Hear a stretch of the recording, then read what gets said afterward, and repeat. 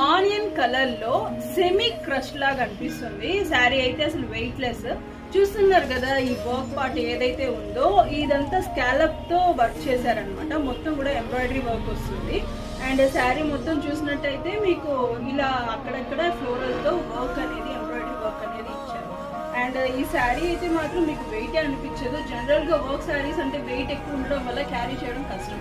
But మన దగ్గర మాత్రం శారీస్ తో బయట పోలిస్తే అసలు వెయిట్ అనే కాన్సెప్ట్ ఉండదు. అండ్ చాలా క్లాసీగా ఉంటుంది. అండ్ శారీ మొత్తం చూడండి, మీకు కుచ్చుల పార్ట్ దగ్గర ఇలా వర్క్ అనేది రన్ అవుతుంది. అండ్ కుచ్చుల పార్ట్ దగ్గర కూడా మీకు స్కాలప్ బార్డర్ తోనే రన్ అవుతుంది.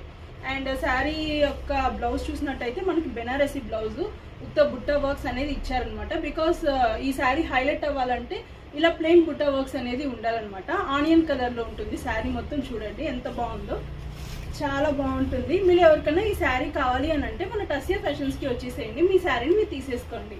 Thank you, bye.